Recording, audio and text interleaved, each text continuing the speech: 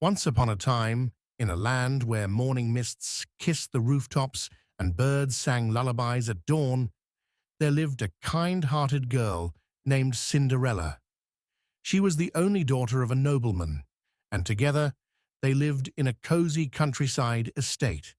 Her mother had passed away when she was just a baby, and for many years it was just her and her gentle father. They shared stories, laughter, and long walks in the garden. Cinderella grew up with kindness sewn into her soul. But life, as it often does, changed. Her father remarried, a woman with two daughters of her own.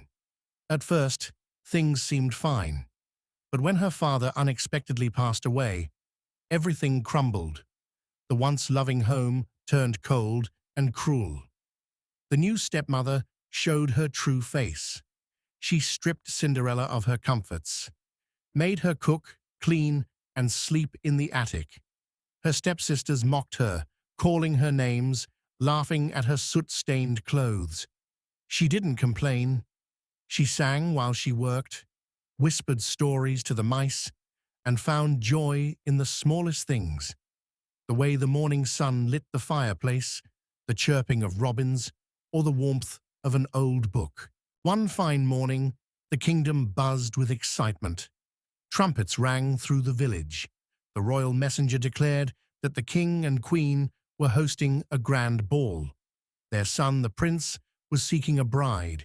Every eligible maiden in the kingdom was invited. Cinderella's heart danced. She ran to her stepmother with hope.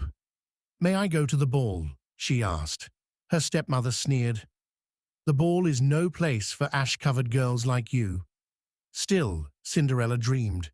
She helped her stepsisters prepare, sewing their gowns, braiding their hair. The night of the ball came.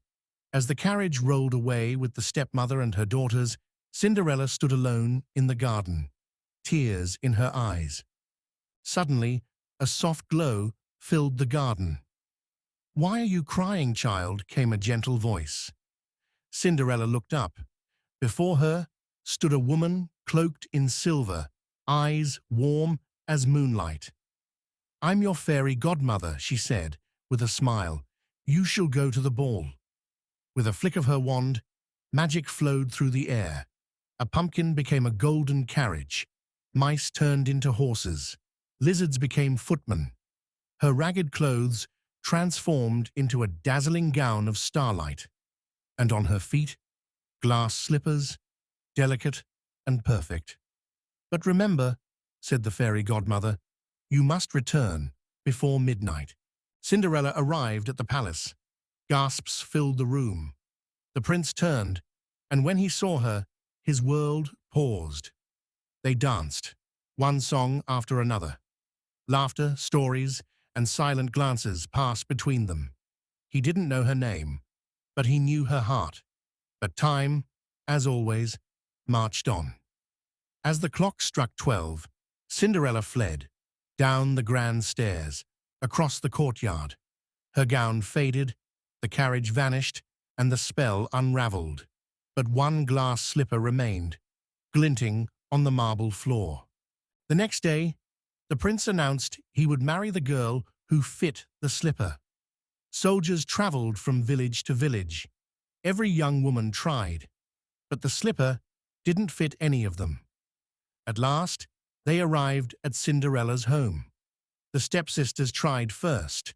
One squeezed, the other cried, but the slipper didn't fit. Just as they turned to leave, a voice called from the attic, "May I try?"